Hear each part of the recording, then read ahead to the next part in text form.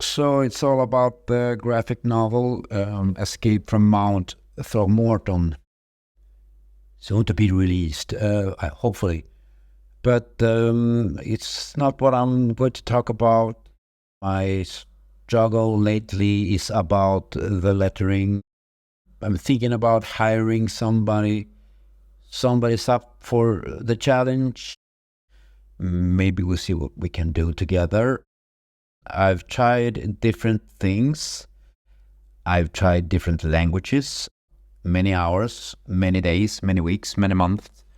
Only with the lettering, I'm very stubborn, so I will not give up that easy. And I'll give up when I'm satisfied with the results. So I have a lot of dialogue. I have a lot of characters, and they have a lot to say, all of them. Thankfully, some of them don't use too many words because they are a bit introverted like me, which is kind of cool, I believe. So when people speak less, I feel they have more to say, especially in graphic novels or in movies. I feel they're more interesting. So we have a lot of intelligent people talking too. They have a lot of things to say. I thought in the beginning having talk bubbles in this graphic novel, you wouldn't know, or the bubble will take up the whole panel and it will take away the background. And I've worked a lot with the backgrounds with these panels, so I felt that I would lose all that. But hey, if you choose a lot of words, then that's the headache you need to take. So I tried something else. I tried only words without the bubbles and having an outer glow effect on them with different colors. One color represents a character.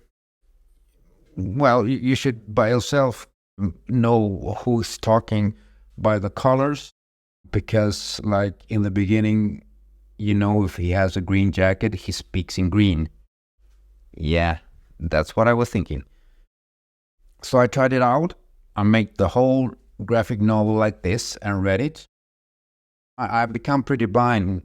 When I finish and read it with all these colors, I'm like, great. And of course I know who's talking.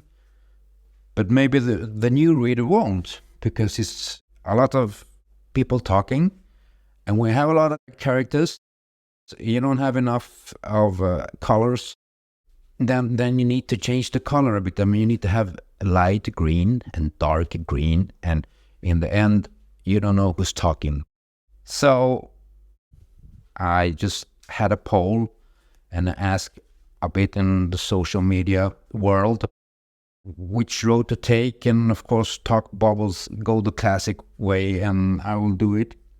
I wanted to try something funny, something new, something different. And I'm doing it here too on my channel. I've done the beginning of the graphic novel, dramatization, me voicing all the characters instead with music and sound effects. I have 3 chapters up already here on this channel if you want to check them out. I saw when I was a child a children's program in Sweden with only one actor making all the voices to Charlie and the Chocolate Factory. They just showed picture from a book. It was drawings, and he made all the voices of Charlie and all the characters coming to the factory. So I ran home after school to watch it with my neighbor to continue the next day. And it was pretty good. I liked it. That got me the idea to do this. So I did it. Well, I'm not as good of an actor, but I did my best. And I would like to continue and one day finish it. The first graphic novel anyways. I'm working on the second one right at this moment, so we will see what happens. In my pace, well, when I'm pretty old, I guess. So I believe I'm going with that route. I'm planning also to shorten the dialogue, not let people talk a lot, to have the bubbles have a little bit of space. So We can enjoy the background too. Of course, there's a lot of action, and I will try to take away the dialogue and the actions. People talk a lot in my actions when they're fighting too. So that's the road I'm taking. I'm taking the talking bubbles road. I'm hoping to eventually working with somebody who knows about this and can make a great job. I have some examples with how it looks when I color it, the dialogue, with talking bubbles. So you can compare. Of course, the classic one is more readable and catches the eye better. But as you can see, I'm not good at making bubbles either. And I feel they look pretty awful. They're like balloons losing the air slowly. So they look kind of nasty. You need to kill your darlings, no matter how long it takes, no matter how long you work with it. You need to massacre them without thinking. You just close your eyes, delete, and start over, or don't include it at all. Because you think it's a good idea, you think it's pretty badass, and it looks awesome, and you're like, this is so cool.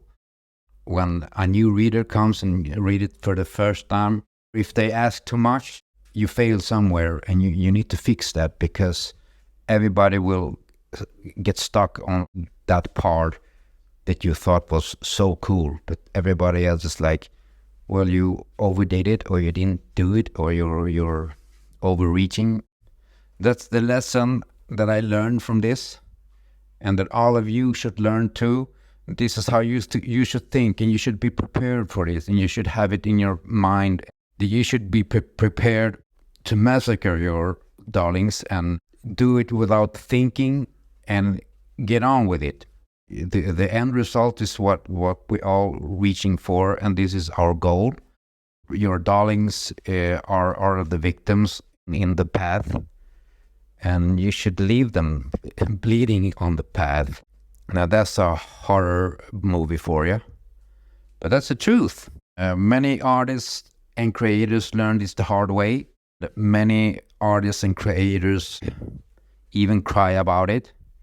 It is heartbreaking because it's your baby and you're amputating your baby, and there's no prosthetic for it, I promise you. Have this in your mind and in your heart when you're going for it. Remember that the darlings are there to kill. I hope you guys have the time to check this page with the crazy coloring dialogue. Maybe you'll have an opinion on the fonts. Maybe they don't work, or they make it difficult for the eye. So give me your opinion about it. Give me a comment and tell me what you thought about it. And I hope I'll see you next week, next Sunday. Please come back, follow, comment, and subscribe. I hope you have a good week.